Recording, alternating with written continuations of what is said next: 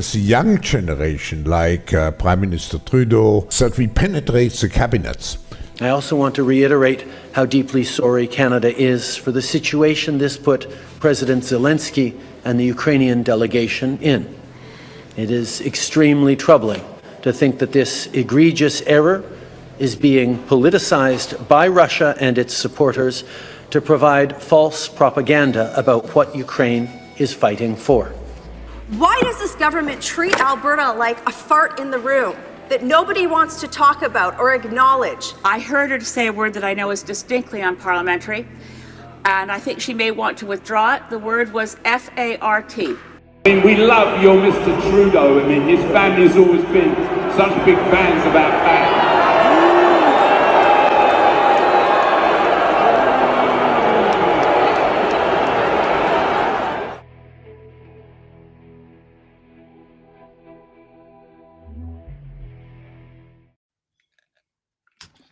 Salutations, everybody. Hello. Welcome to episode 8 of the Maple Files. Already episode 8. Wow. We've done episodes and said words and did videos. This is neato. As always, I'm your host, Snow Himbo. This is my compatriot, Yeti Jesus. How you been, man? I'm good. I'm a little tired today because I've been packing and loading up. We're heading out in like 2 days. So Damn. I loaded Exciting the trailer. times. I managed to Tetris so much stuff in. So it's been fun. It's gonna be fun when you're out there. We'll have like a bird's eye view on like your settlement, essentially. We'll call it Yetilandia.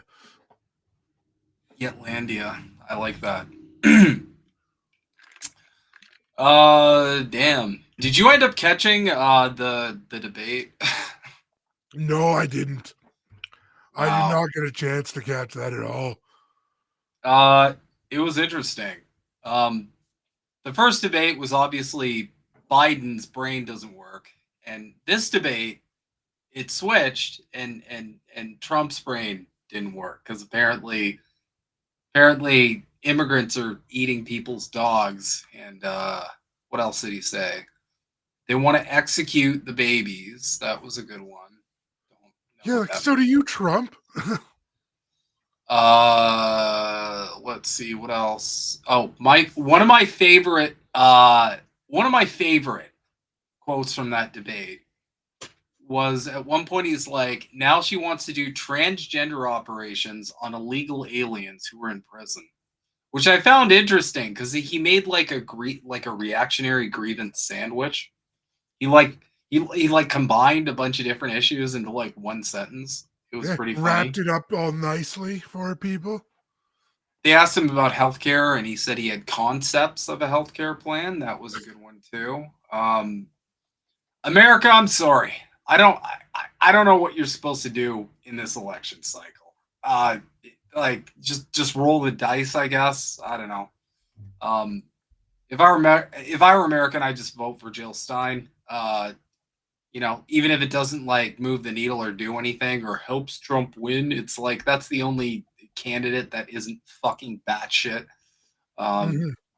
Unfortunately, up here we don't have that luxury. They're all batshit. At least the NDP pretends not to be, but sometimes, yeah. But I've been abstaining from voting for most of my life. It's politicians got to give you something to vote for. That's why I never vote shame people. I remember in my youth, I was seeing this girl and she started a huge fight with me because I told her like I didn't vote in the election, and she like lost her mind over it. And I basically said, look, at the end of the day, I looked at every option and none of this spoke to me. None of this gave me any confidence. Like I can't support, like one thing people need to realize about voting is a big part of it is you are supporting that political party. And if that party does not give you a reason to support them, then I don't think you're doing yourself any favors by voting. Yeah. Well, my theory for not voting a lot of the time was I'm like, this is clearly a charade. So my participation would actually give it legitimacy. That's By abstaining, I'm withholding, like that kind of idea, right? Yeah. I mean, listen, at the end of the day, if you're voting, then you're essentially validating the process and kind of affirming that it's democratic. And there's all the evidence in the world to suggest that no, first past the post voting is not in fact democratic. Voting for the lesser evil isn't a democratic process either, and it always feels like the option that you want to vote for is held hostage by these objectively terrible parties that I don't honestly feel anybody actually wants to vote for. I feel like if we did have ranked choice voting, I feel like elections in both America and Canada would go drastically differently. I don't think anybody's excited to vote for the Liberals. I know people who are stupidly excited to vote for the Conservatives, despite their platform being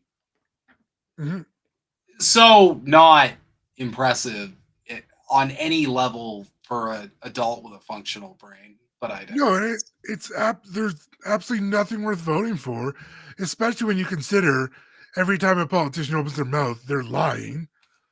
Yeah. Like it's never more evident than in like our Western democracies, whereas we let our politicians get away with lying constantly, and then when it comes down to it, we just vote for them again. It's like, no, if they're going to keep lying, something has to change. Yeah. There has to be more accountability. And I mean, the voter turnout, both in Canada, here in Ontario specifically, and in the States, like the voter turnout speaks for itself. Not a lot of people have a lot of faith in this process, and that's something that's going to need to change if democracy itself is something we ever want to arrive to. But I digress. We got a good show for everybody, hopefully. Got a lot of stuff we're gonna be covering tonight. Without further ado, I'm gonna get into some news that we have. This is Canadians for Justice and Peace in the Middle East. Please follow this account if you can. They do a lot of really great work. So the Canadians for Justice and Peace in the Middle East is urging Canada to vote for a UN General Assembly resolution this week, which demands a swift end to Israel's illegal occupation of the Palestinian territories. The vote, scheduled for September 18th during the UNGA's 10th emergency session, will reaffirm the International Court of Justice, ICJ's advisory opinion of July and demand an end to Israel's illegal presence in the West Bank, Gaza, and East Jerusalem within the next year. CJPME warns that Canada's last remaining credibility on international law is at stake if it chooses to vote against the ICJ's legal opinion. This is the statement right here. And see, this is the kind of stuff we want to see accountability on. Why would they vote against anything like this? I mean, it still blows my mind. We're at a point where any government actively supporting what can be reliably considered a genocide. I'm sorry. First off, it makes all the other narratives. The reason why Gaza is such an important issue is because it makes all of the other narratives that Western politicians run, it waters them down to a degree where they're meaningless.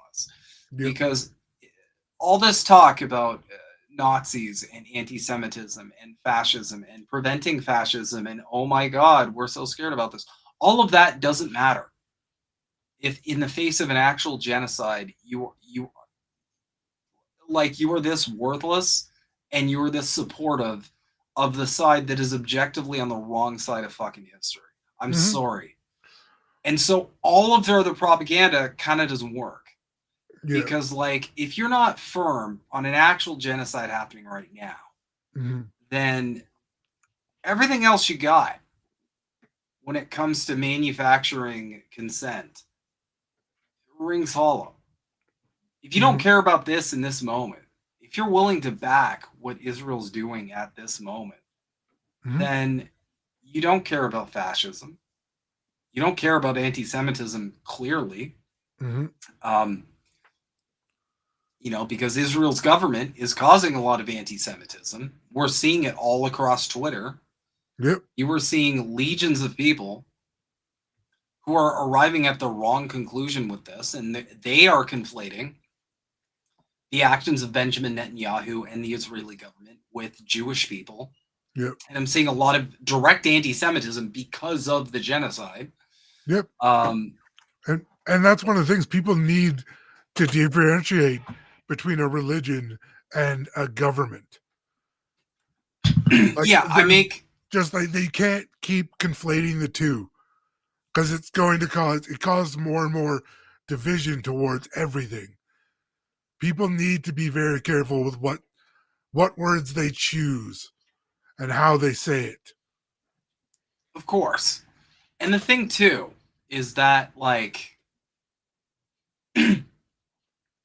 I phrase it like this for Zionists and just general conservatives who are sucked into like the AIPAC bubble, if you will. I asked them, like, okay, so you're conservative, right? If you criticize Joe Biden, who's the current sitting president of the United States, does that make you un-American? Does that make you anti-America? No, it doesn't. And you'll probably argue with me that makes you pro-America. To which I argue there are more Jews than I know who have that exact stance of, like, I'm criticizing this government because this doesn't reflect what I believe.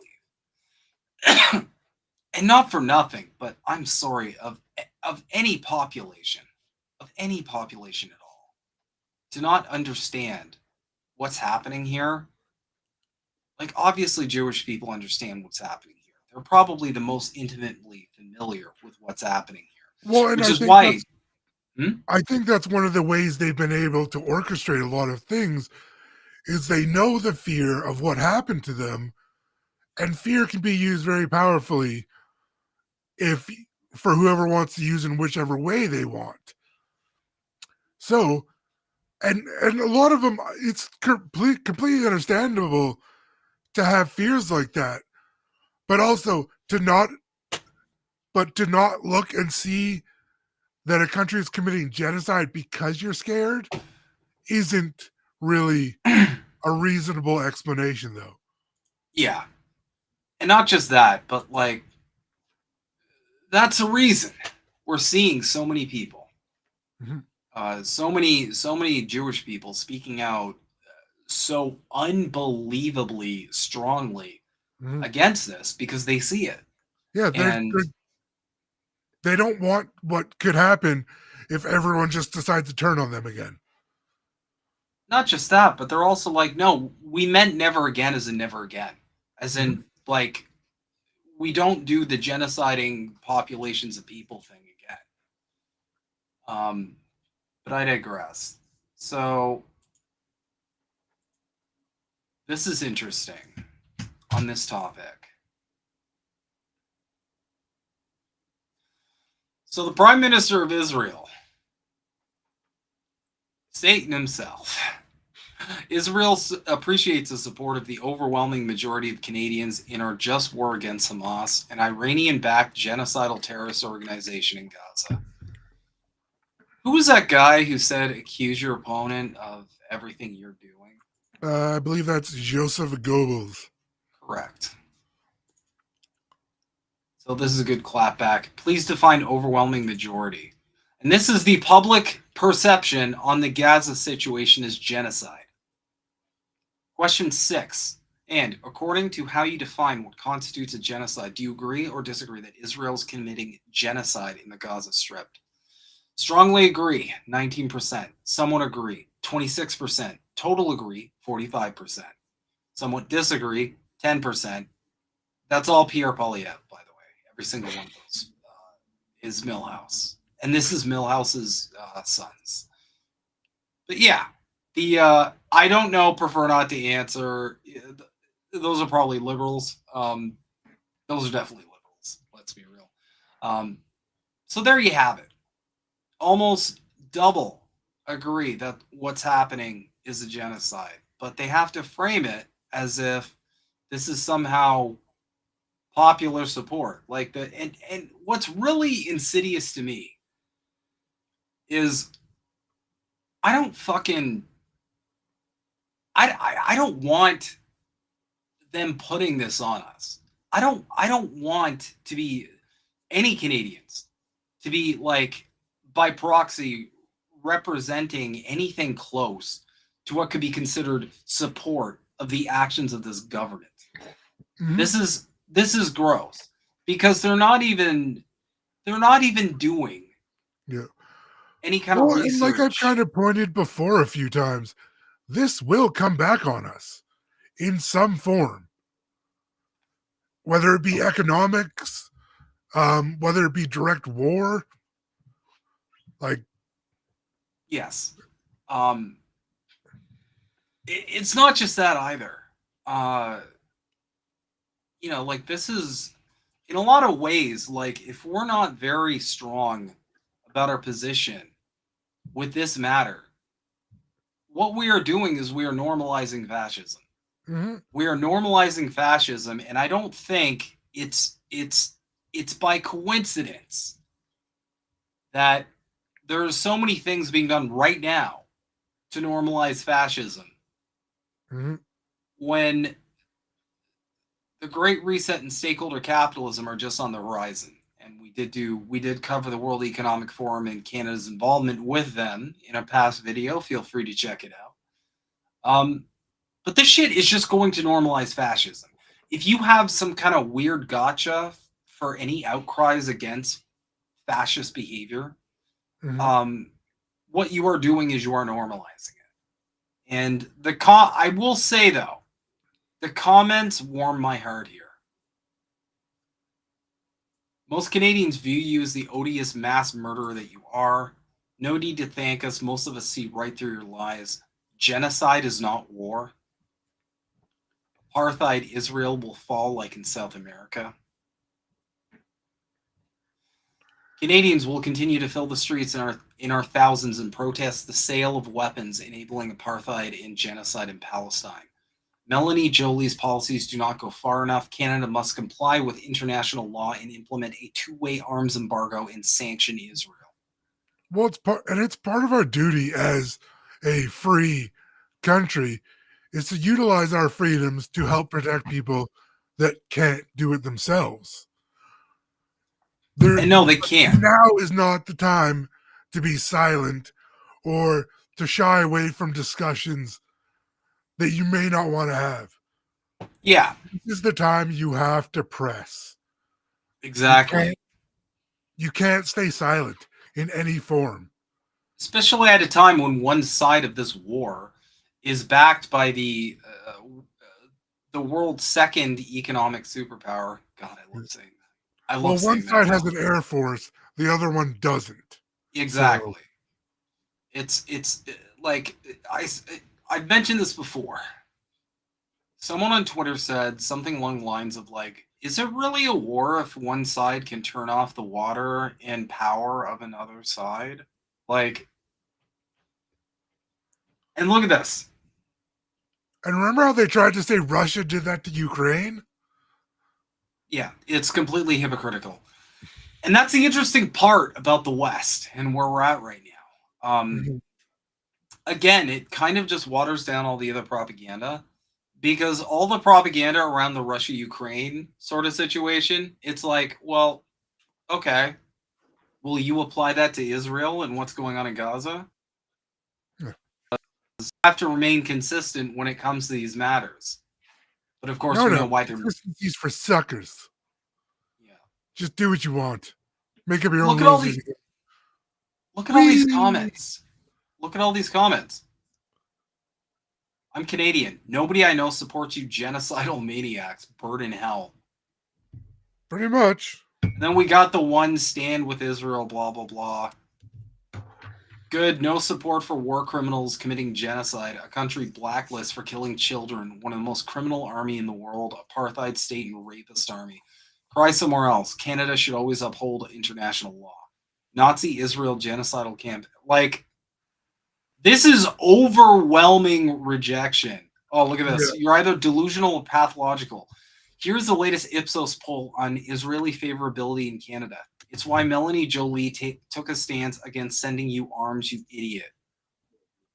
Canadian favorable, and this is polling Canada. I personally like polling Canada, but that's because I'm a nerd. I like seeing numbers.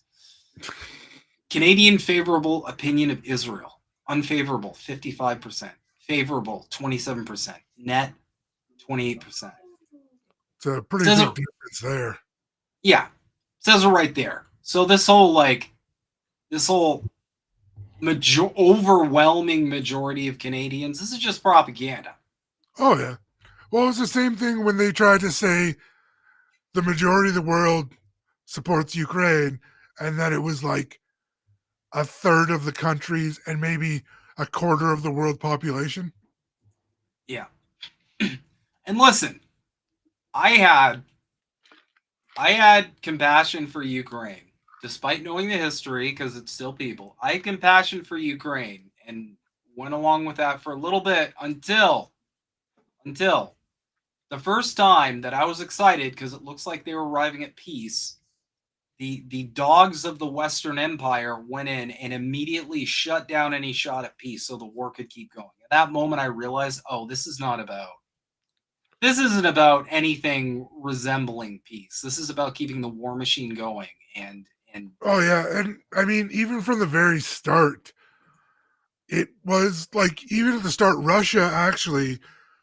So what happened is Donbass and Lugansk both separated from Ukraine. They then asked Russia to be formally recognized as independent countries because they were requesting Russia's help in self-defense against Ukraine as they were lining up to start a massive movement into Donbass and Lugansk regions.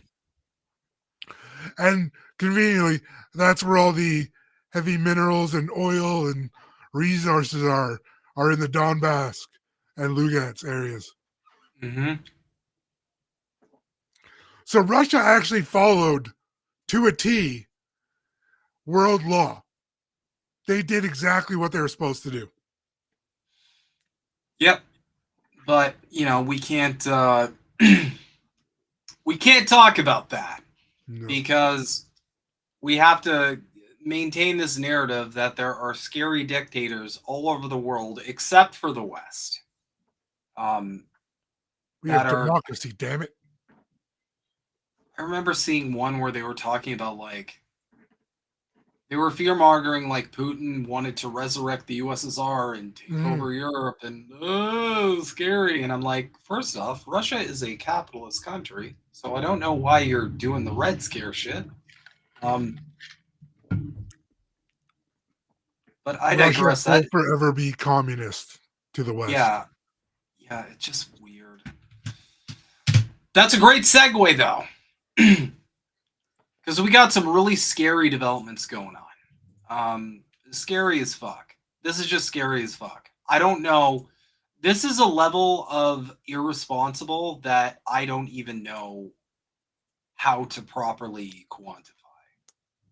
Vladimir Putin says Russia will be at war with NATO if Ukraine uses long-range missiles deep into Russia. How far into Russia do you think Ukraine should be able to strike? Vladimir Putin is striking regularly in the heart of Ukraine. He's sending missiles and bombs at hospitals, at daycare centers, at families and communities across Ukraine. And it was his choice to invade a neighboring sovereign nation. His choice to start this conflict. And it could be his choice to end it tomorrow. All he has to do is pull back his troops into Russian territory. But he won't do that. He is not just trying to remove any choice that Ukrainians have around where they want their future to go, remove their independence, remove their sovereignty.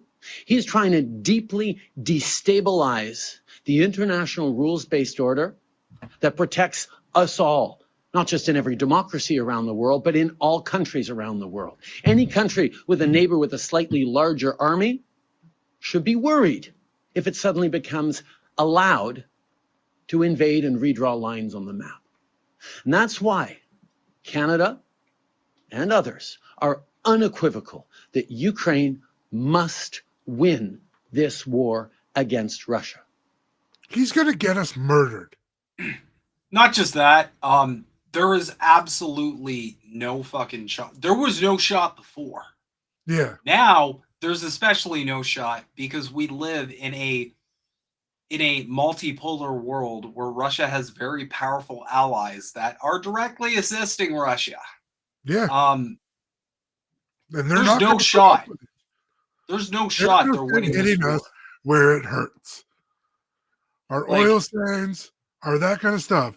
If we go to war, it's going to be the regular people that are working in oil sands and that kind of stuff that'll end up paying the price, because those then become legitimate military sites during war. Mm-hmm. Infrastructure like that is all legitimate. Like the people up in northern Alberta should be petrified of having a war. Yep. And we that place will continue to be there to support Ukraine. And yes, Canada fully supports Ukraine using long-range weaponry to prevent and interdict Russia's continued ability to degrade Ukrainian civilian infrastructure and mostly to kill innocent civilians in their unjust war. You know what I've noticed about Trudeau? I've noticed this. Yeah, but aside from that, when he is lying, I notice when he's like especially bullshitting, he starts fucking up his words. Notice that about him. He's not a good liar. A lot of people disagree with me on that, but he's not actually a good liar in terms of like psychology is concerned. Like he can follow a script, but you see where he starts getting caught up, like you're saying. He's starting to get caught up in basically his own lies and not really knowing where to go. So he has to stop and like think like it's something I've noticed. Whenever he's bullshitting and everybody knows he's bullshitting, he really can't keep it together. He's not like really good liars. Like Obama, for example, was a fantastic liar. Oh yeah. He might be the best liar I've ever seen in my life. I don't think anybody tops Obama on the being able to feed you shit and you want to eat the shit and say, can I have some more shit? Yep. Trudeau, every time he's up there just shilling for empire, he's stumbling all over his words. Mm-hmm. Which I find deeply interesting. Now what we have up next, but yeah, just I mean, this should concern all Canadians. This kind of language, period. The fact that, you know, at the end of the day, these politicians are being this open about essentially supporting what could very quickly turn into a hot war with a nuclear power that has nuclear power friends and, frankly, the world's largest superpower now as an ally. This isn't going to turn out well. And at this point, America and its allies are not going to win. No, they're not going to be the winners in this. And in respect to Canada, we don't have a big military. Like The guys might be tough and they might be rocking and rolling to go, but we're not a big military and we don't have big equipment. North Korea could invade us and wipe the floor with us. Sorry, the DPRK. Not to mention, like, listen, at the end of the day, like, it wouldn't really be that hard for Russia to invade Canada. They're kind of close, in case you haven't noticed. They're very close, actually. They'd have to go through Alaska, but Russia would probably steamroll Alaska pretty well, and then we're right there. Yeah. So this kind of language is unbelievably irresponsible. And you know what? I know the elites are not worried because they have bunkers, but like it's like I said, it's going to be us regular folks that are going to feel the brunt of this. And I don't think people understand how truly close we are to like all out war. Like even that doomsday clock, it might as well be over the line at this point. Like there's no point to this. Oh, it's 3 seconds to midnight. No, we are damn near past, if not already. We're at the point where this is a real possibility, and if hot war does break out, which would be a great opportunity for the elite, because they would have the perfect opportunity to clamp down on all the dissenting voices. In times of war, you know, your freedoms always without alternative. Your freedoms are always sacrificed in times of war. They would have the perfect opportunity to enact all the crazy fascist shit that they've been cooking up. I still, thankfully, I have the belief that either China and Russia have developed electronic warfare to stop the launch of nuclear weapons. I've had that feeling since the very start. Putin actually at one point mentioned it in an offhanded comment, like a while back. But if that's the case, like, because I feel like I don't think China or Russia would have made a move if the world was going to be on the brink of destruction. I think they planned enough ahead to mitigate that kind of stuff. I don't think they would have got into a hot war with the U.S. without some type of plan. Yeah, I tend to think you're right. Countries like China seem far more interested in building, strengthening alliances, advancing technology.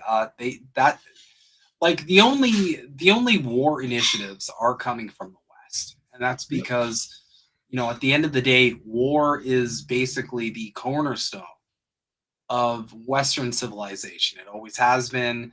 This is an inheritance we in North America took from the British Empire. Imperialism has always been the main course. Well, and one of the things with China is they have, I think it's called like the 100 years of humiliation. They think they refer to it as, when the colonial empires were essentially running amok in China. And that was one of the big turning points during the revolution, I believe, was to take back that, like, their sovereignty. And that's also why China is so very hard on drugs. There's a reason there's like no tolerance. Dr. Nick, what's up? He was going to say it was all going to go down on Sunday, according to Scott Ritter. I mean, listen, nobody can predict when this is going to happen, but it should give you pause that people are talking about how soon we could have like an actual happening, an actual like global catastrophe, which we don't need. Nobody really needs this. Life's hard enough. Just existing is scary enough for the average person. Nobody needs a war. But I feel like the West is determined to exit the same way that most empires exit, which is being overextended militarily and in economic turmoil. I think maybe they're just looking to finish out the Rome 2.0 saga to the best of their ability. That's entirely possible. I digress, though. No, and I agree. Like, they're trying definitely to do something. We're going to move on here. Canadians are done with Justin Trudeau, Singh says. NDP leader Jagmeet Singh said Monday that Canadians are finished and done with Prime Minister Justin Trudeau, days after pulling out of a supply and confidence agreement with the Liberals earlier this month. Singh was speaking to reporters in Ottawa on the first day back for MPs as Parliament returned after summer break. People are telling us again and again that they are fed up and frustrated with Justin Trudeau, who has let big corporate grocery stores rip them off, Singh said. He's let big corporate landlords jack up rents, and so people tell me that they are finished with and done with Justin Trudeau. Singh comments come as a new Ipsos poll conducted exclusively for Global News, released on Monday, showed that support for Trudeau and his Liberal government has hit a new low, with just over 1/3 of Canadians, 33%, approving of the Trudeau government. Let's see this poll.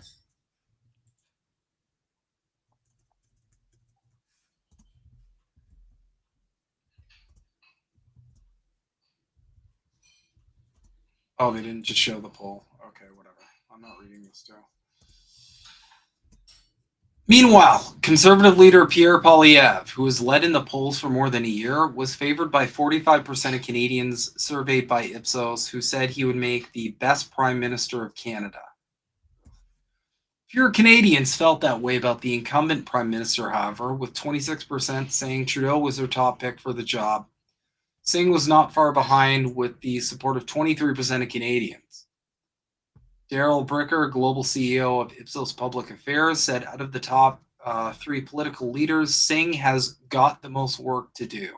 Well, he's basically Trudeau's lapdog for the last 6 years, and now he's like, no, that wasn't me.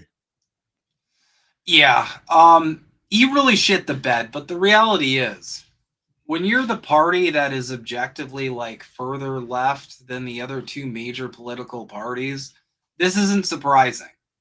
You're always going to face a shitload of resistance, and the guy at the top might not actually be working for the same team that you're hoping he's working for, the team that you're working for. We've covered Jagmeet's affiliations with the World Economic Forum himself. It's entirely possible that the NDP could be just another mechanism that is blocking movement to the left and keeping us in this neoliberal capitalist hellscape. Entirely possible. While criticizing the Liberals for driving up the cost of living, Singh said that the Tories under Poilievre want to cut the things that people need, such as healthcare and pensions. Well, of course, like we've said here before, the ultimate wet dream of every conservative Canadian is to turn Canada into fucking America. They all want to do this. They want to private.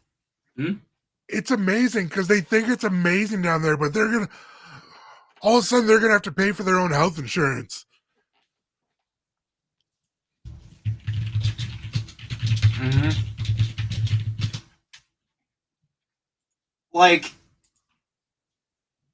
I don't know. It's just they don't understand the effects of that either. And a lot of people who support conservative don't realize these plans are planning to enact. It's we haven't had to worry about healthcare for our whole lives. And you're voting for a party that wants to gut that and eventually privatize it. You think the cost of living is bad now.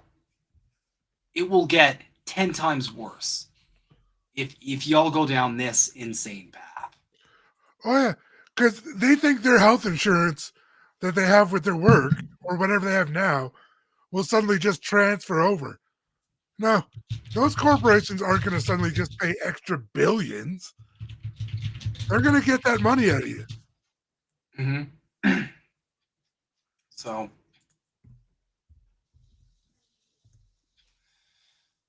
Singh said his party's focus in the upcoming fall session will be on affordable housing, lowering grocery prices and rents, as well as fixing the healthcare system, although specific healthcare systems are under provincial jurisdiction, not federal. We know that in the next election, there's going to be an important choice, a choice of conservative cuts under Pierre Poilievre or New Democrats who strengthen the programs you need. On September 4th, as we covered, Singh ripped up the deal with the Liberals. So he's saying that most Canadians are done with Justin Trudeau. And listen, Trudeau's been leading the Liberals for a long time now. Clearly, this isn't working. I would argue it would probably be a similar trajectory regardless of which neoliberal party, because they're all essentially neoliberal political parties. Capitalism going to capitalize. Unless you have like good policies in place that prevent the continual lowering of purchasing power of the working class, you're going to get this regardless. And the annoying thing about Canada is that there's always this changing of the guard where we vote for another party that also doesn't have a plan. But yeah, and then we go through the cycle for about 8 years, and then we go back to the other one. Yeah. Rinse, wash, repeat. Yeah, and nothing much really changes. You know, it's if you look at how we've been doing throughout our whole lives, much like the States as well. It's just one of these. It's just a steady downward trajectory. So, that said, we do have some news. We had some by-elections. So the NDP in Winnipeg won a by-election as the Conservative candidate concedes. Oh, interesting. Yeah, it's quite interesting, actually. You know, the New Democrats hope person of Asian descent in that picture, so probably China interfered. Yeah, well, that's what they're all screaming about now. It's Chinese interference, Russian interference. It couldn't possibly just be the fact that, you know, our own government is inept. Yeah. The New Democrats' hope of holding on to an orange stronghold against Conservatives in a federal by-election in Winnipeg has come true, with the Tories candidate conceding the race late Monday night after mounting a fierce campaign to flip the party's stronghold. With all 191 polls reporting shortly after 12:20 a.m., the preliminary final results showed the NDP's Leila Dance winning with around 48.1%, and the Conservatives' Colin Reynolds in second with 44%. They were separated by a gap of 1,158 votes, which, if you look at that area, the biggest thing that speaks to is holy fuck, voter turnout is bad. It is really, really bad. Good point. This is like apathy levels. Just after 11:20 a.m., Reynolds appeared before supporters to say the results were not what his campaign had hoped for, but that the party's faithful should be proud of the gains it made. We were the underdog in this, and we made it a tight race, said Reynolds, a unionized electrician who had appealed to the working class contingent in the riding. I entered this election the same way I will leave it, a construction electrician, a proud member of IBEW 2085, and a proud conservative. Whenever someone says I'm a proud conservative, I'm just like, what are you proud of conserving? That's a question that stumps Such every a team conservative. sport. I'm a proud fan of the. I'm a conservative. Sorry, did you say fan of? Yeah. I always just ask them, like, what are you conserving? And that question breaks their brain because it makes them actually think about, like, wait, what do I support? Like, That's a good it's so point. good. I like that. What about this country's history would you like to conserve, sir? The Liberals, who have not been historically competitive in the riding, were in a distant third with just 4.7% of votes. The preliminary results show that to be a far cry from the 14.7% it earned during the 2021 general election. It comes at a time when Prime Minister Justin Trudeau's decision to remain party leader is under scrutiny as his popularity sinks to new lows. Monday's results showed the Conservatives increased its percentage of the vote to almost 44% compared to the 28% from the last election, where the COVID-19 pandemic dominated as the issue. Like, that's the other issue. We always end up with like one issue voters. Yeah. It's like, no, I mean, it's not how this works, guys. You have to look at it as a picture, not as individual pegs. well, that's kind of something that drives me insane as well. Especially when it comes to the way Canadians historically do vote. Because, you know, COVID's one issue. And I've been very firm on this. You know, I supported the trucker convoy. I stood firmly against vaccine mandates. Yep. I was very unwavering on this because I am actually bodily autonomy absolutist. Yeah. What you do with your body is a choice that should just be made for you without any duress or coercion. I basically told people to put on masks. And part of the reason I told people to wear masks is because I knew something worse was coming. But I told people to put on masks because they're going to need that training of like wearing a mask when later on when they need to launch a Molotov cocktail and that's fair. not get identified by the feds. So Yeah. Just Modern kidding. problems require modern solutions. Just kidding, everybody. That was in a video game.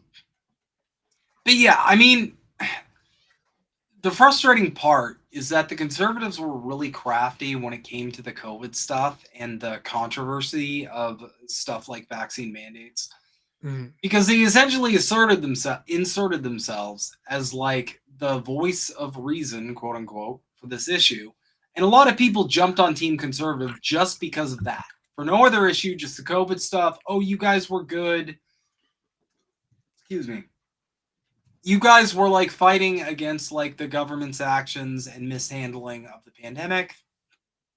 Therefore, excuse me. Therefore, we're conservatives now. And it's like, you can't do that. Yeah. You got to stick on principles. You got to look at a party and be like, does this party's policies speak to me? And I've talked to a lot of Canadians who I will press them on this and ask them, what conservative policies do you actually appreciate?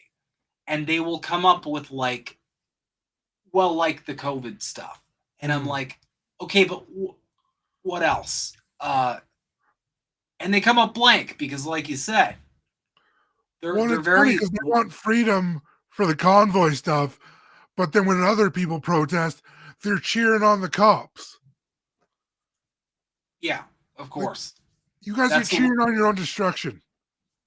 That's the weirdest part too, especially with the Palestine protests. They were It's 'cause cheering they're on the so cops. devolved into team sport mentality now that they're not seeing anything clearly. It's just team lines now. Yeah. And that's kind of the same that's kind of the same problem we have as a state, you know? It's like I'm seeing this trend of like, all of these things are good if my team does them. But if the other team does them, then I can pretend to care about them. And it's across the board for pretty much every issue. Whereas you have this brain rot where people can't like remain consistent, because what's much more important than remaining consistent is their team winning. And it's like, guys, if you don't stand for anything, then it doesn't matter what team you're on. Mm-hmm. It doesn't matter if your team wins or loses if you don't have any solid convictions that you can fucking stick to. There's no point in having a team. Yeah. If that's where you're at. So. Well, that's the thing. It's like, if you're not going to look at things as individual items, then just admit you're a robot and sit back in line so the rest of us can figure shit out. Yeah. And I wish most of them would and just be like, look, if you don't have any convictions, if you're not that invested, if you're just into this political game thing because you want to do like team sports, you know what? Find a sport. Mm-hmm. You know? Get into hockey. Cheer for a hockey team. Cheer for a rugby team. But don't bring this shit into politics. I don't recommend cheering for the Maple Leafs. It's just disappointing. No, you know, it's sad that Ontario's been in an abusive relationship with a hockey team for this long. I hope they do break up soon. This level of abuse should be illegal. It's having real effects on my life. Mm-hmm. I can't handle this stress. Don't these people know I need another heart? What is going on with them? The disrespect. I mean, I remember cheering for them as a kid, obviously growing up in Ontario, and we went to their games, and the only memories I have as a kid was going to a Leafs game, getting disappointed, and then going home, and the car ride home was just like, it was just glum. And I was just like, why are we doing this? Like, in the hopes that they actually win a game? Like, I understand rooting for the underdog, but at some point you got to pick a better underdog than this. God damn it. It's an abusive relationship. It truly is. Mm-hmm. And I just keep coming back for more. Well, although I basically only watch the games now. Like, I pay almost no attention to anything outside of just watching the games. I mean, hockey's fun to watch. Regardless of, even if there's two teams that you don't know, it's a fun game to watch. You know, they go up and down the ice. You know, you got a nice little puck to follow all over the place, which they now highlight, which I think is weird.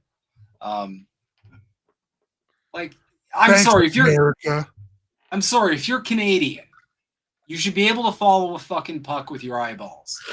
What are you doing if you can't follow a puck with your eyeballs? I mean, it's black on white ice.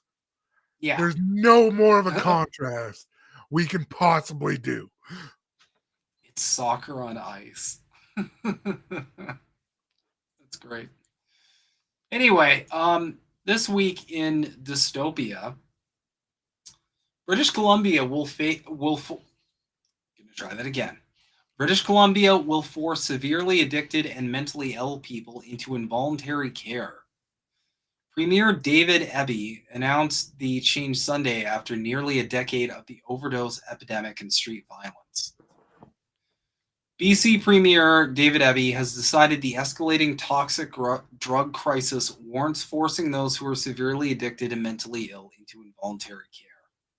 If re-elected, Eby will create 400 involuntary care beds in prisons and hospitals, starting with a secure facility at the Alouette Correctional Center in Maple Ridge and 10 beds inside the Surrey Pretrial Center. All of the facilities will provide involuntary care under the BC Mental Health Act for people certified as requiring that care. BC Conservative Party leader John Rustad said he was not surprised by Eby's announcement. He is flip-flopping on policy, he said. Rustad said Eby had already changed course on the carbon tax and was now doing the same on involuntary treatment. There is no doubt we need to make changes, he said, adding the Conservative platform makes compassionate involuntary care a key piece in dealing with a medical emergency in BC. Rustad said his party had consistently pushed for policies that prioritize the health and safety of individuals suffering from severe mental illness and addiction. The party is proposing robust involuntary care measures focused on providing the necessary support to those who cannot seek help independently due to their condition, with a focus on recovery. The Conservatives would also change legislation to allow parents to force their children into treatment. BC Greens leader Sonia Furstenau said Ebi was following Rustad off a reactionary cliff. I like that, off a reactionary cliff. I'm deeply concerned about the over-reliance on involuntary care. We are currently involuntarily treating more people than we ever have in our province, over 20,000 people annually. Yet there's little evidence it reduces rehospitalization or repeat offenses, Furstenau said. Of those 20,000, some are detained in psychiatric facilities while others are treated from home. Ebi's proposal will place 400 beds in prison or detention settings. Furstenau said that Ebi is starting to embrace right-wing politics. Ebi and Rustad are pushing reactionary sound bites, ignoring the root causes of homelessness and substance abuse, Furstenau said. Correct. Mm-hmm. Sorry. So in theory, with some people with addictions, they do need like some very formal like things to help them get along. And even possibly to the extent of involuntary. But with the current way our government works and their wording there, you can see they're already lining it up to put people in prison for drug addiction. Yeah, see, I always look at this from a materialist standpoint. At the end of the day, you have to look at the root causes of these issues, of societal issues, homelessness, substance abuse, and yes, mental health disorders. Poverty is a really big one. So if you're just clamping down on the symptoms and not treating the disease, then the disease is going to remain in place. And it's going to manifest in other areas. It always does. The point is to treat the root causes, which I've said forever across the board. There's always a link between economics and these problems. Mm-hmm. I think you'd solve a lot of really bad drug addictions if people had stable place to live that was safe. Yeah.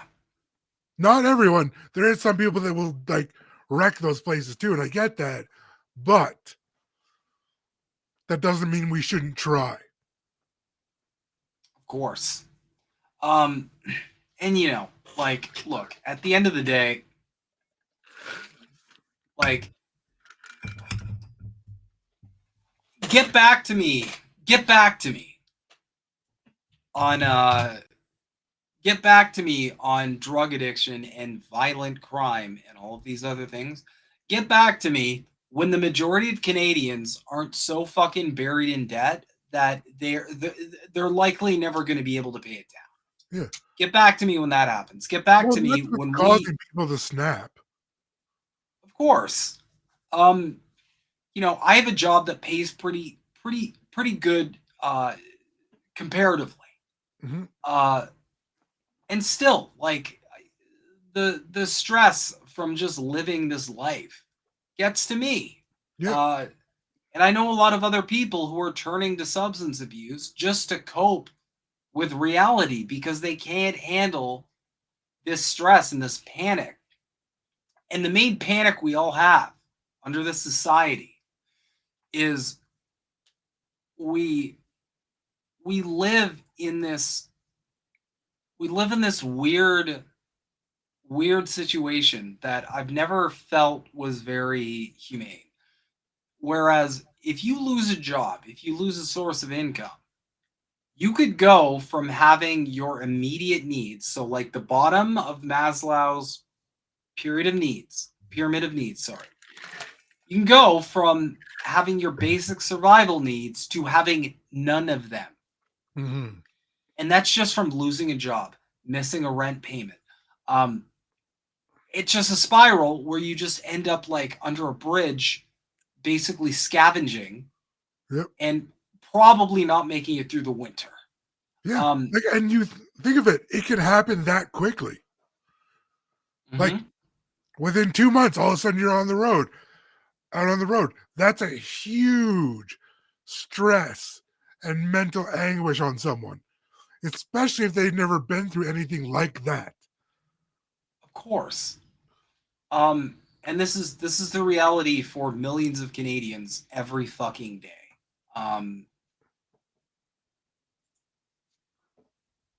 So of course, jailing people and incarcerating them is, again, like if you're just treating the crime, you're not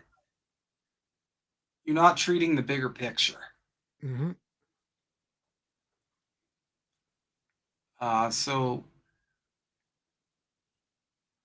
So essentially, this is pretty concerning stuff. In general. But No, you know, you're right though. It's getting worse, so it's just going to continue to spiral. Spiral. yeah. And it is. I'm not going to say it isn't a problem. It obviously is a problem that needs to be treated. But if you're not treating the root cause of these sort of issues, which are almost always economically related or societally related, which also kind of ends up being economically related anyway. Yeah. Well, because PTSD is a huge thing for drug addiction and stuff like that. So, like any kind of like, right? So, not just PTSD. I mean, any kind of traumatic, really. Variety of mental disorders, from depression and anxiety to CPTSD to BPD. There's tons of them. There's tons of mental disorders that are only exacerbated by the constant panic and anxiety everybody has in. Like, for me personally,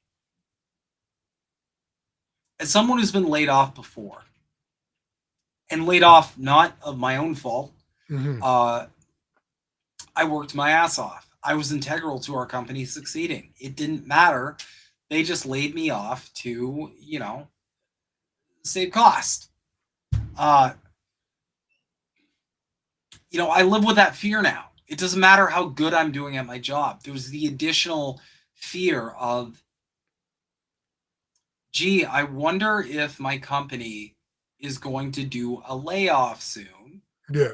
For no other reason than they just value profit over like people making a living, being able to feed their families. And that's a stress everybody lives with every day. Yeah. And it's unreasonable that people should be having to feel like that. That is no way to have a positive functioning society. In 2024, the fact that we are still at the point where in 2024, the fact that we're still at a point where our basic needs are held hostage by like being tied to working for a company is insane to me. It's deeply bizarre. I get so weird to me that people can be fired from their jobs for things that happen outside of work. It just boggles my mind that people accepted that. Not just that, but I don't think companies should be able to just let someone go because they're like, you know what? I just want to like hire like AI, or I just want to like outsource the work, so I only have to pay $2 an hour. You shouldn't be able to do that at all. That shouldn't be a thing you do. If a company lets you go, it should be because you are not doing the job that you're supposed to be doing. If you're doing your job and you're performing all the tasks that is needed of you. There shouldn't be like surprise unemployment. No. And the fact that companies pay unemployment is okay, but it's hardly ever enough, and it's hardly ever long enough, especially in this ecosystem. Because I will be the first one to say, finding a new job, it's not easy. No. And it's even more stressful. That's just another stress. Yeah. So I guess the point is, like,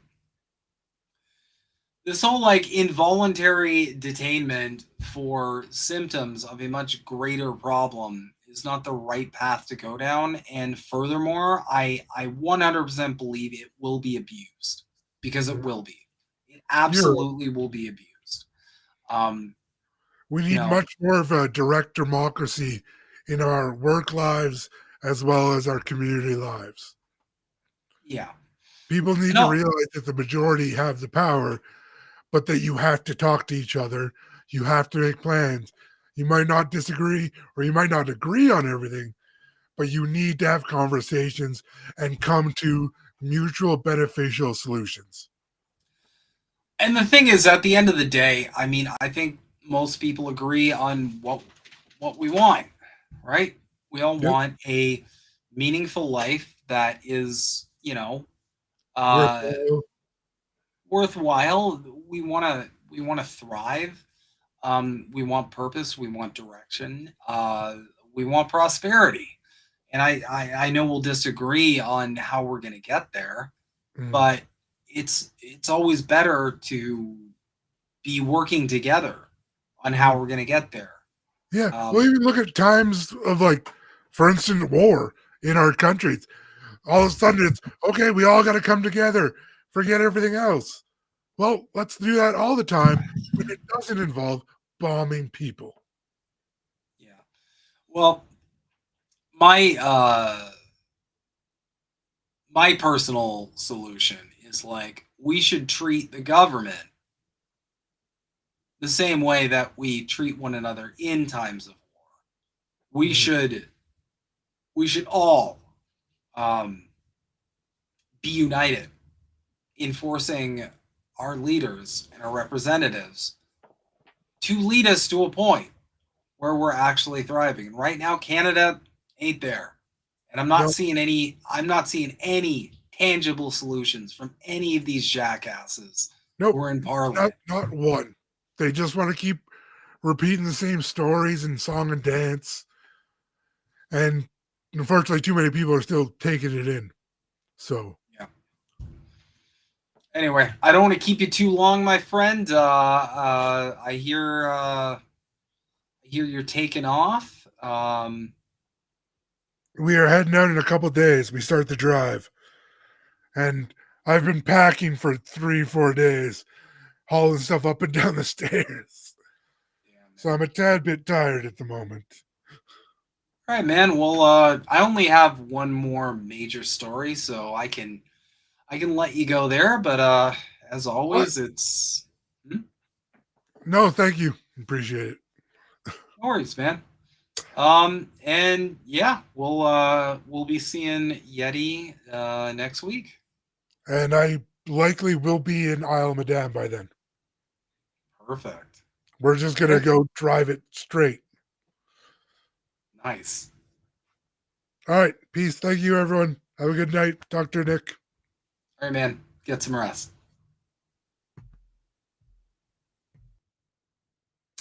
All right. And I've got one more major story. It's kind of the headline for today, as you will. So without further ado, we're going to get into it. Bit of a trigger warning. This is a little heavy. This isn't light. This isn't light discussion. Not at all. But we're going to talk about one of the more controversial aspects of Canada in general, and that is the MAID program. And I'm going to share my thoughts on what I feel about it, where it's coming from, and where we're at, basically, with that.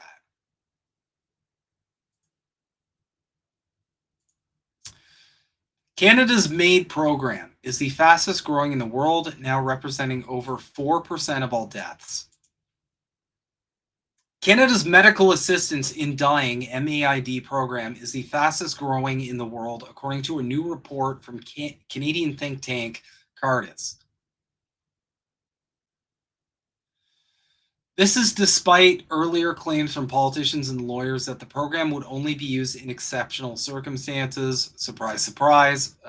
Politicians are not very honest. Medical assistance in dying can pose real risks, and we do not wish to promote premature death as a solution to all medical suffering. Then Minister of Justice Jody Wilson-Raybould told the House of Commons as MAID approached legislation back in 2016. 6 years later, Canada's rate of assisted dying nevertheless rapidly surpassed peer countries. And we can see this right here, like, Jesus, man. In 2016, when Canadian medical assistance in dying became legal, 1,018 Canadians chose to end their lives using the new voluntary euthanasia program. By 2022, in just 1 year, it would end the lives of 13,241 Canadians. Thus, Canadian deaths from euthanasia as a percent of all deaths rose from 2016's 0.38 to 2022's 4.18%. That 13-fold increase in deaths is the most dramatic 6-year increase for euthanasia programs across all peer countries that have legalized the option. For comparison, in the 6 years following euthanasia legalization in peer countries, 2003 to 2009, deaths in peer countries only increased by 3.4 times Belgium, 1.5 times Switzerland, and 1.4 times Netherlands. In 2009, euthanasia comprised 1.96 Netherlands, 0.79 Belgium, and 0.48 Switzerland % of those countries' total deaths, respectively. In 2022 in Canada, only 6 years after legislation, euthanasia deaths represented 3% of total deaths. In the Netherlands, meanwhile, it took double the time for euthanasia to reach 3% of total deaths, 11 years after legislation. Belgium, which legalized euthanasia 2 months after the Netherlands, has never passed the 3% threshold. In May 2022, Health Canada predicted it would take until 2033 for euthanasia deaths to reach 4% of Canada's total deaths before stabilizing, according to the Government of Canada. However, Canada exceeded 4% MAID deaths more than a decade earlier than predicted in 2022, after 7 years of legalization. Assisted dying was clearly not meant by the courts to become a normal way of dying, despite judges and policymakers' claims or expectations. MAID is no longer an option of last resort, said the Cardis MAID report. Still, others are more satisfied with the direction MAID has taken. The individuals requesting MAID are among the country's most physically compromised and vulnerable patients, said Shanaz Gukul, CEO of MAID advocacy group Dying with Dignity Canada, in a press release following Ontario's 2018 decision requiring doctors to connect eligible patients with MAID upon request. Patients not only have a legal right to a peaceful death in Canada, but they have the right to trust that the physician will help them navigate an already confusing system. In March 2023, amid MAID's rising use, Health Canada released their model practice standard for medical assistance in dying, requirements healthcare providers must meet regarding MAID. Under the standard, providers must take reasonable steps to ensure persons are informed of the full range of treatment options available to relieve suffering, and must not disclose that a person has requested a MAID assessment or provision without the consent to do so from the person. Physicians or nurses unwilling to participate in MAID are required to transfer patients seeking MAID.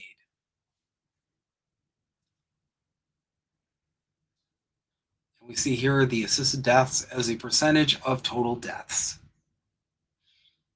Between the provinces, Quebec shows Canada's sharpest increase in euthanasia-caused deaths, followed by British Columbia. Between 2016 and 2022, Quebec's assisted deaths rose from 494 to 4,801. In BC, it rose from 194 to 2,515. In 2022, these provinces' respective euthanasia deaths as a percentage of total deaths were 6.5 and 5.5%, both above that of the Netherlands, the country with the highest total percentage of euthanasia deaths across all deaths. Unlike total mortality rates, euthanasia rates differ greatly across Canada. According to the report, this may be due to the province's varying euthanasia safeguards, with healthcare being a provincial responsibility. In Newfoundland and Labrador, for example, nurses are instructed to not begin conversation with patients about MAID. In Alberta, MAID intake is centralized, which may reduce doctor shopping for lenient MAID provision, explains Cardis.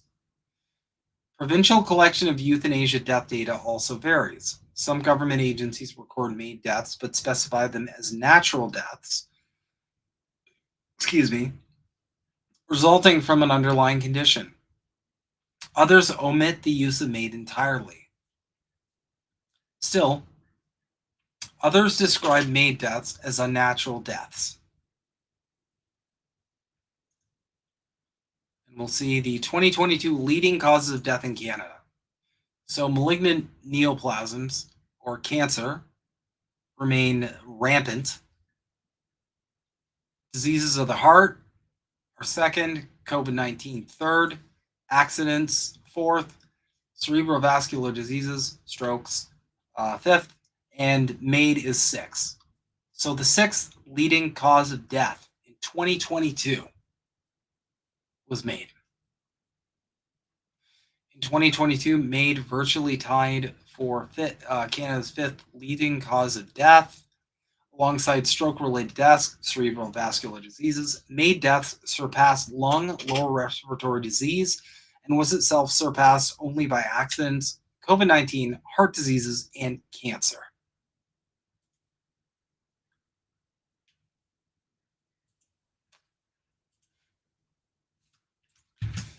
So we've got another discussion from Cardis itself here. The rise of euthanasia in Canada. And I'm just going to go over the key points here. And then kind of give my take on how I feel about this program and some other factors that we're maybe needing to consider in addition. So the key points from Cardis is the number of Canadians dying prematurely by medical assistance in dying has risen 13-fold since legalization. 2016, the number of people dying in this way was, we just went over this data. Assisted dying was not meant to become a routine way of dying. Court rulings stressed that it be a stringently limited, carefully monitored system of exceptions. Then Minister of Justice and Attorney General Jody Wilson-Raybould agreed. We do not wish to promote premature death as a solution to all medical suffering. We went over that as well.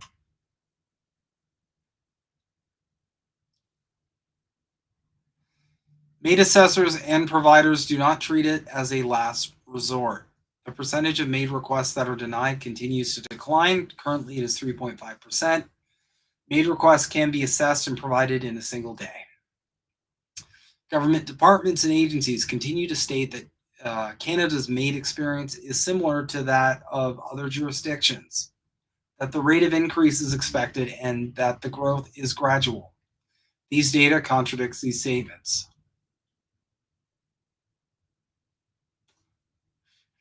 Health Canada has dramatically underestimated what a steady state of MAID deaths would look like and how quickly Canada would reach the 4% threshold of total deaths.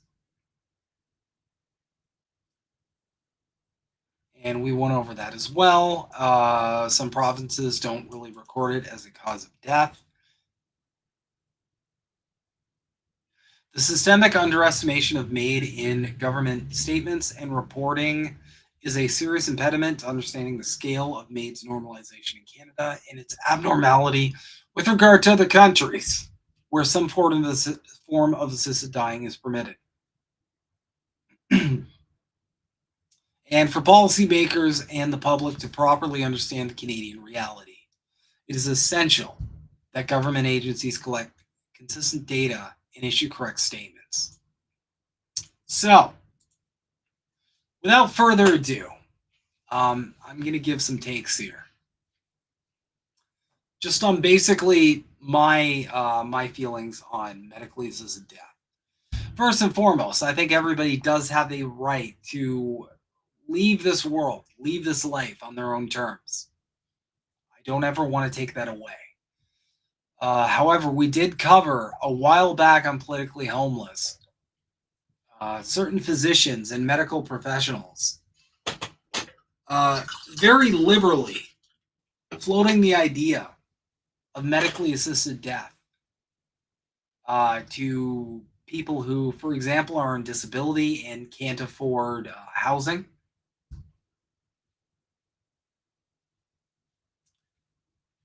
And the fact that it's skyrocketing. That first and foremost speaks to the rising rate of disease in our population.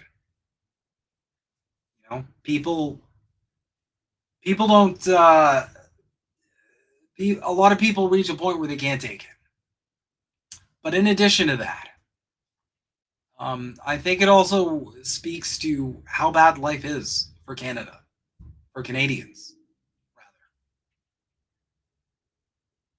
rather.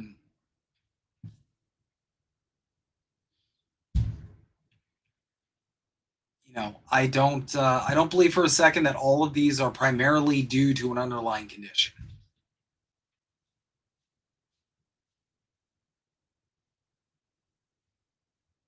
But the topic of MAID in general is a controversial one. I think first and foremost, I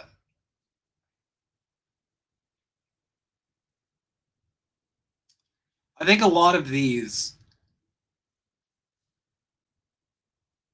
there's a couple factors to consider.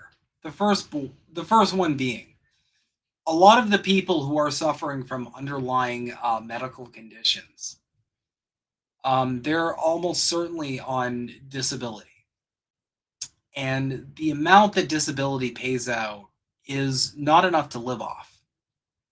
So if your options, if you can't work because you have a disability and you can't live, you don't have enough to live, to at least like rent an apartment and feed yourself and live a dignified life, then of course MAID is going to be an option. Because the only other option is having a disability and being on the street. And that's our fault of our government. Because people get sick, they get into accidents, they get injured. They have a life-altering medical event that happens. And instead of this country taking care of those people to the point where they can actually lead a dignified life, which ODSP absolutely does not. I know that firsthand, and I know it from many people who have been on disability themselves. You absolutely do not have enough to live off. Of course, people are going to choose an option that doesn't lead to endless suffering. Because as someone who has a disability and they're facing eviction because they can't afford to pay the rent on disability,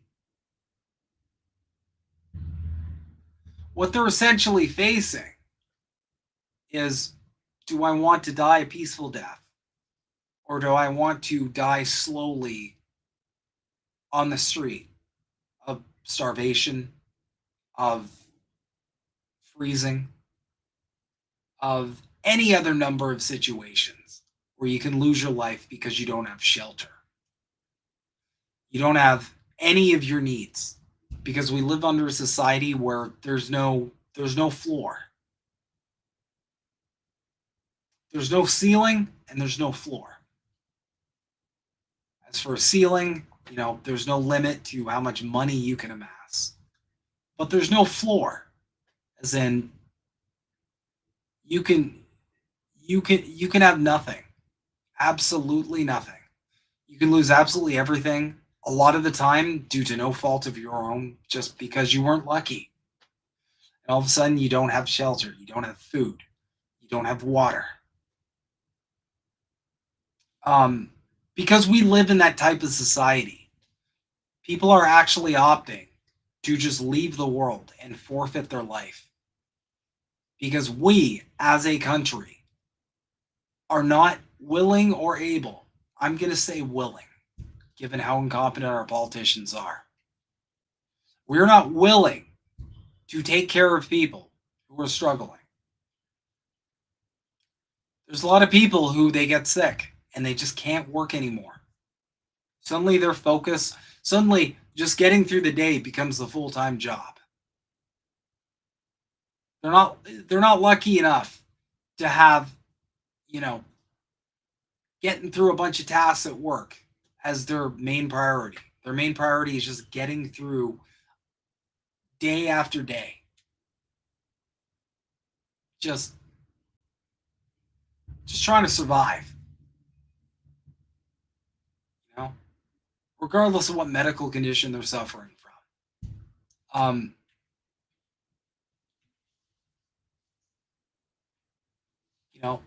The reality is those people, unless they have a family member they can stay with and then they can take part of their disability to kind of pitch in for rent or extra food or whatever, unless they have like a family member or a friend or a partner that they can kind of stay with, those people who don't really have anyone they can stay with, those people who don't really have anyone who can take care of them, their options, because of the failure of our government.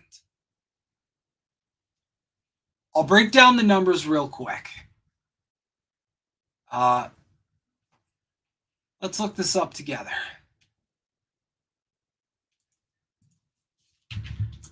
Let's look at ODSP, max ODSP amount.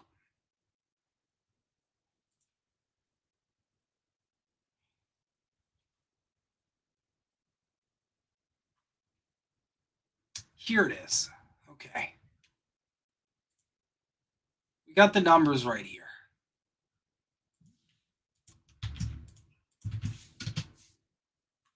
Okay. We'll do this together.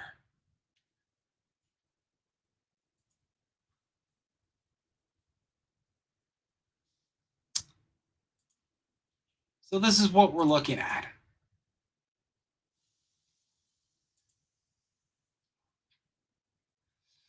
So ODSP for 2024. For a single person, basic needs is $706. Maximum shelter is $522. Where the fuck are you going to be able to put a roof over your head in Canada for $500? Where are you going to be able to feed yourself and get your basic needs met for $700? That's a total amount per month. You are making $1,200.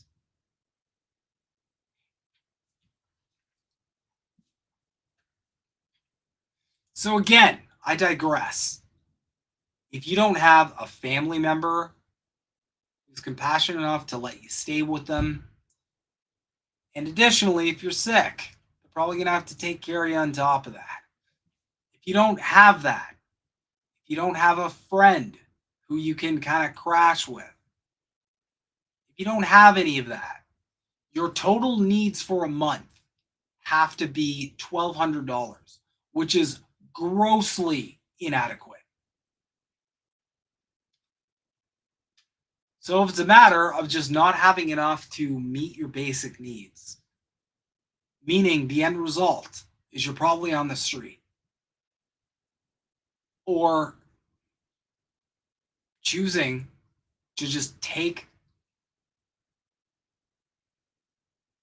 a way out and die on your own terms. I get that some people would be like, you know what? I don't want to die on the side of a road. I don't want to freeze to death when winter comes. I don't want the long pain and delirium of starvation.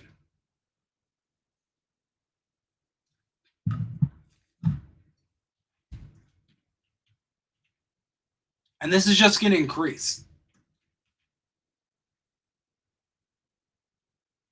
We're going to have more people with underlying diseases. And this does extend to mental health disorders too, which, as we discussed before, a lot of them are due to the system we live under. So,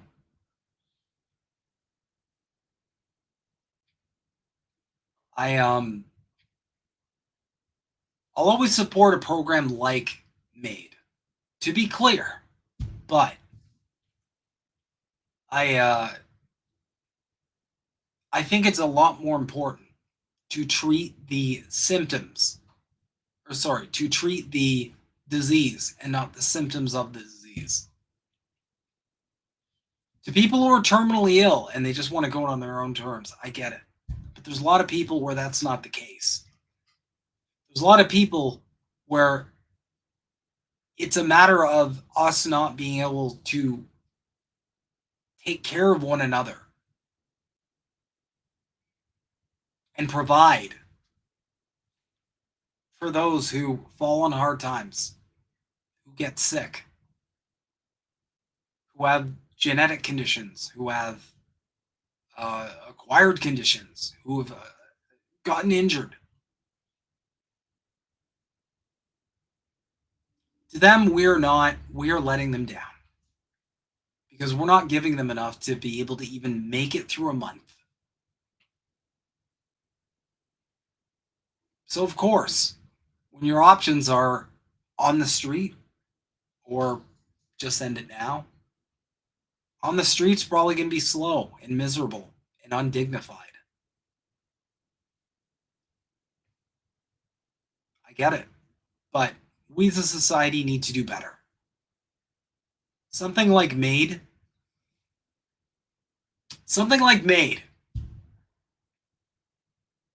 should only be for people who legitimately want to end their life because they are suffering. And for a lot of these people, it's a survival choice because we don't have a society that has a floor. We don't have a society where you at least have your basic needs.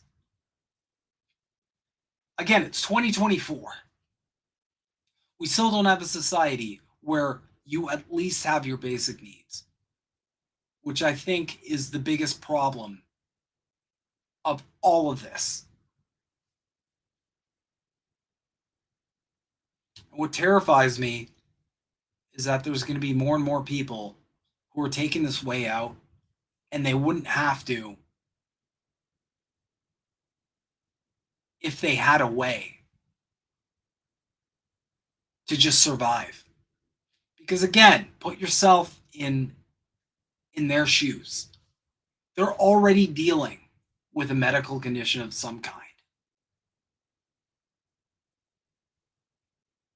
And now you're putting the stress of them being out on the street. Of course, some people are going to choose that. Because the only other option is an undignified and slow demise over, let's just get this out of the way. I guess I just wasn't lucky enough to be born with people who are able to take care of me, or to be born into money, right? So, just some stuff to chew on. I dream of a tomorrow where people can get their basic needs met. They don't have to be married to a company. They don't have to be married to a job they hate, because the only other option is possible death. That is not a normal society. That is a profoundly sick society. And I feel like we're going to really have to figure this out as technology advances, as the fourth industrial revolution is upon us. And all of a sudden, we have millions of displaced workers because their jobs are replaced by AI and automation and all these other things. We are going to have some tough conversations when it comes to how we structure our society.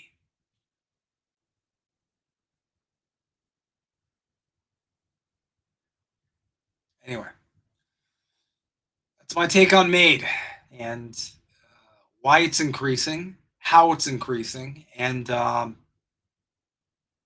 what I think needs to be done about it. Obviously, we also need to become a healthier society. But that's a separate conversation. Anyway,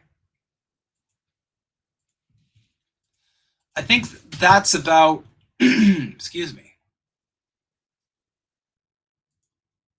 I think that's about all we have for tonight.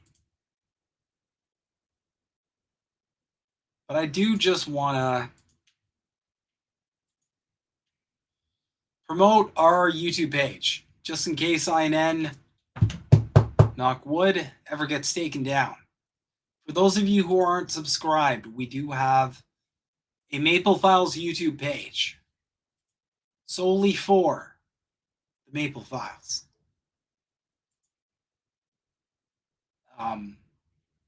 YouTube.com/@the_maple_files. So, if you haven't followed us, if you haven't subscribed, please subscribe. Because we definitely keep that content updated, as well as our involvement in INN. But yeah. So, without further ado, thank you guys so much for tuning in tonight. I am, as always, Snow Himbo. Please be sure to follow myself and Yeti Jesus if you enjoy this content. Keep an eye out for clips that will be dropping. And I will say that next week we will be back to the Monday night coverage. I changed it up this week because I did have prior engagements last night, and yeah, please check out the other shows on INN. Follow them for updates as always. And as for me this week, I will be doing Politically Homeless this Thursday with Big Mad Crab, who hopefully is healed from his rash. And yeah, thanks as always.